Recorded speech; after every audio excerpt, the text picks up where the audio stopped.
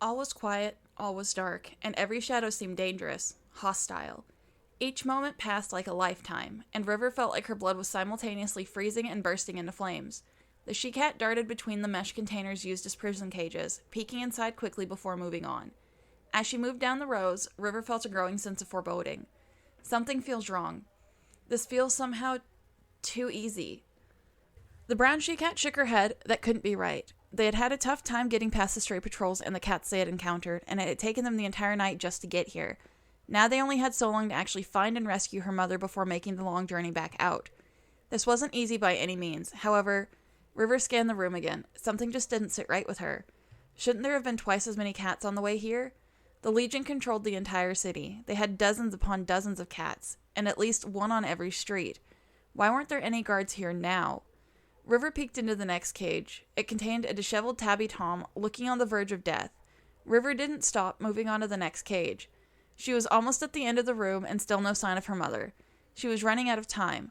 Desperately, the she-cat raced to the other side of the room and moved down the rows.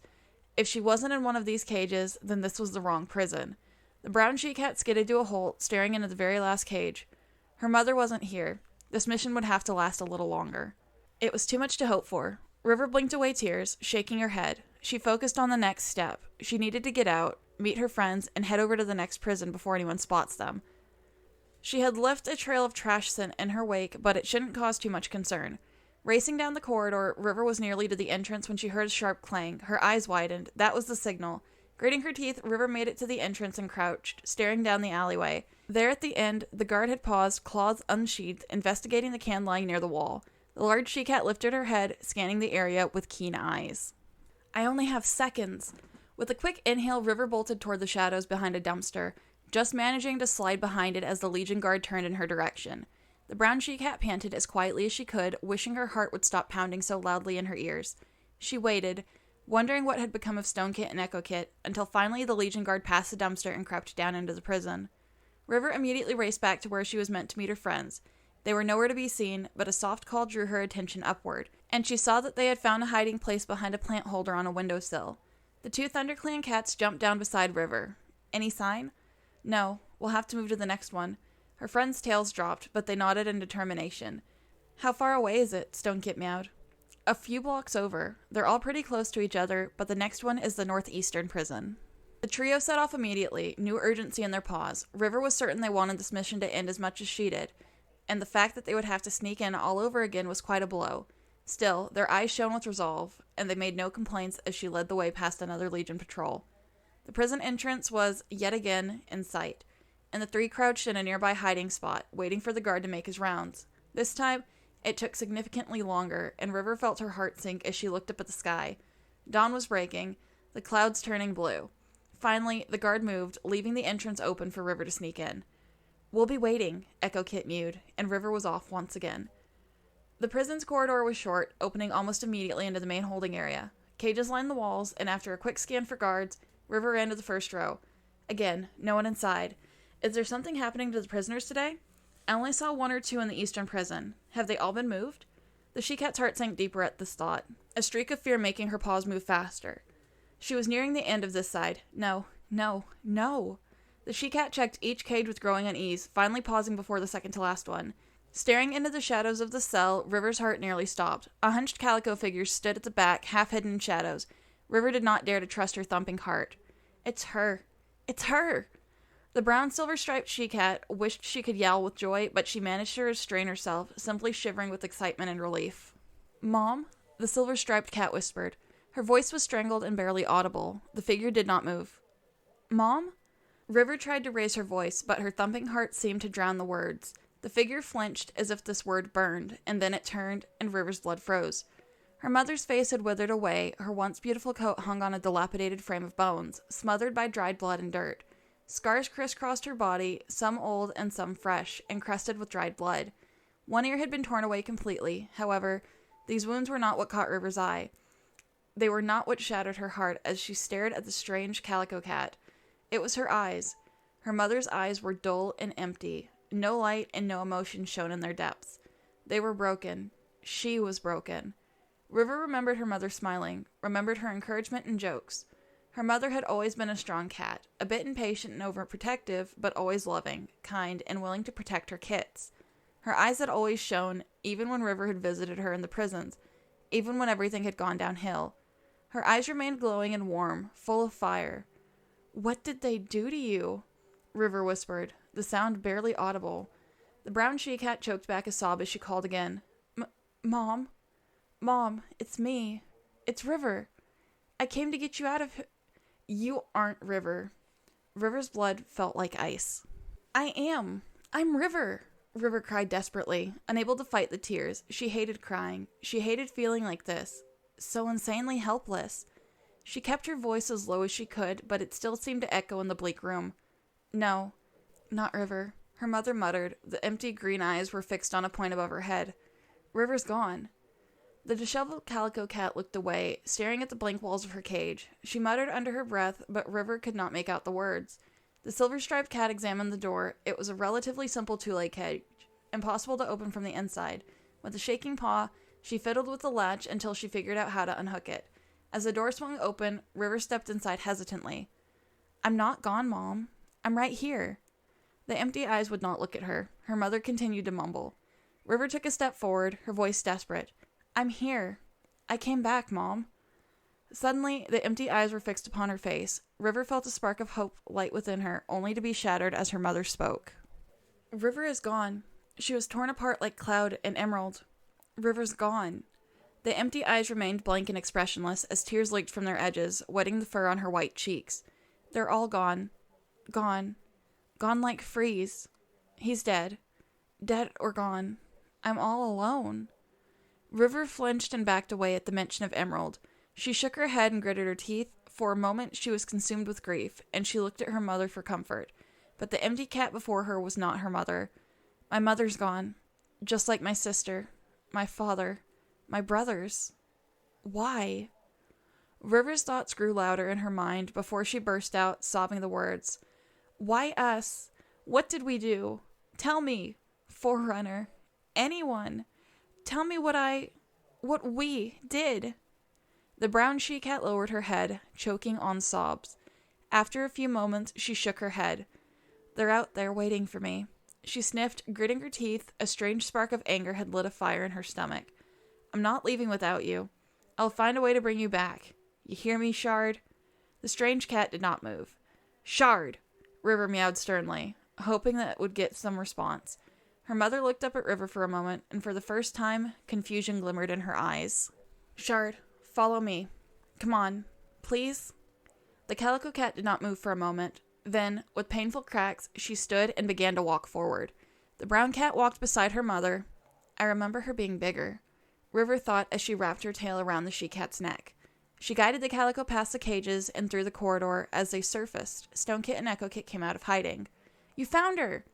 River did not respond, hanging her head, and her friends shared a look of confusion. "It's her, right?" Echo-Kit meowed, and River hesitantly nodded. "Then let's get her out of here. The guard will be back any second, and she doesn't look very fast." The three half led, half pushed River's mother forward, only to freeze as voices echoed down the alleyway. More guards were heading this way. Heart racing, River pushed her mother again, this time to the side, into the black pall of a shadowy crevice. It was not the best hiding place, but hopefully that would not matter. Stonekit crouched beside her, and the three cats huddled together as the voices grew louder. With a spark of alarm, River turned to see the guard from before round the corner and pad down into the prison. She left her mother's cage open inside. It was only a matter of time before the guard noticed and came racing out. Just as the other soldiers rounded the corner, blocking both exits. "No," River felt despair seeping into her. "We're dead!" The voices grew closer. River felt her friend pressed against her, and her mother's sharp, jutting rib cage brushing her fur. The brown cat tried desperately to think of a way out of the situation. They could stay put and hope that the approaching enemies passed unaware. They could make a run for it, but River doubted her weakened mother could run. They could fight. But they were no match for a legion cat, much less two or more. There was really no escape. River gulped. She felt like screaming in frustration. "We came all this way, and my friends, Echo-Kit, Stonekit. I can't just let them die here. They have to get home." To her surprise, it was the siblings who came to her rescue. "Come on," Stonekit growled, roughly shoving Shard toward the narrow alleyway to their right. Echo Kit raced ahead, checking to make sure the way was clear. Her golden eyes were serious as they stared at River. Move, River! This is the only way out, and we don't have much time. River shook herself from her trance, gritting her teeth. The enemies were just around the corner, their voices now loud enough to be heard clearly. It was so much easier when Jaw was leader. This guy, his orders make no sense. He keeps saying we've got to prepare. But for what? You'd think Glare or Fang would check him. Don't talk so loud, String. You would be torn apart in seconds if he heard you speaking against him. I know, but it's frustrating sometimes. Well, maybe you should try challenging him. No way! Weren't you there when he killed Jaw? Jaw was old, sure, but he had serious skills. And Freeze just... Hey! River whiffed around. The two soldiers had rounded the corner, spotting her before she could disappear down the alleyway. Shard, Echo Kit, and Stone Kit were already out of sight. Stay calm. Play it off. I'm sorry, sir. I didn't mean... What are you doing here? Newbies like you shouldn't be near the Wait. The soldier stared for a moment, scanning her closely, then his eyes widened. Gear! It's Freeze's kid! No way. The other soldier now stared at River in disbelief. The brown she-cat glanced to the side. Echo Kit and Stone Kit were desperately pushing Shard forward, almost through the narrow passage. They needed a few more seconds. What? I'm not... River began, but the soldier, String, interrupted her. Look! Brown pelt and silver stripes. If you look closely, you can see it. She looks just like him. Holy... Didn't she desert? I don't know. Why not ask her? String then sheathed his claws, and River took that as her signal to move. Darting down the passage, she slammed into her friends, pushing them all roughly out onto the street. They managed to pick themselves up, the calls of the Legion soldiers echoing down the passage behind them. Let's go, Stone Kit yowled. He took Shard's scruff in his mouth and urged her forward. She seemed to get the idea and began to run, wincing with every step.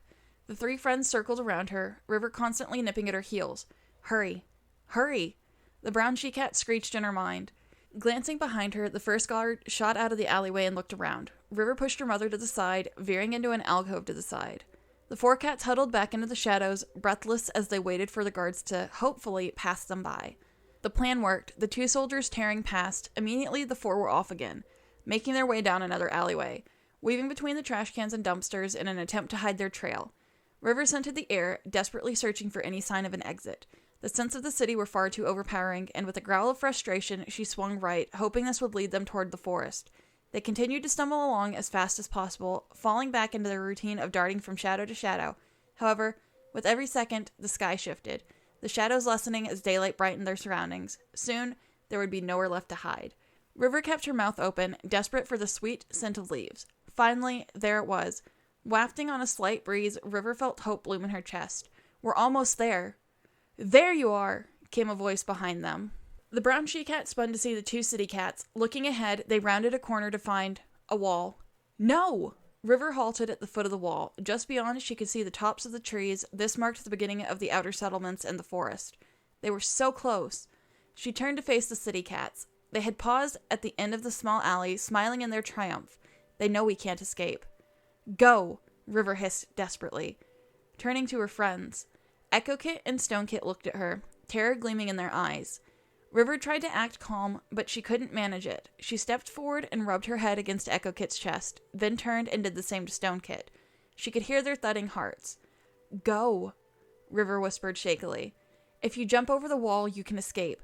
Go back to the clans and warn them about the Legion, even if they're far away. We know that they'll eventually move out of the city. They need to be stopped. We can't leave you. What about your mother? The mission! Echo Kit cried, her voice trembling. She can't jump over that wall, and there's no escaping here. Don't worry. I'll be right behind you.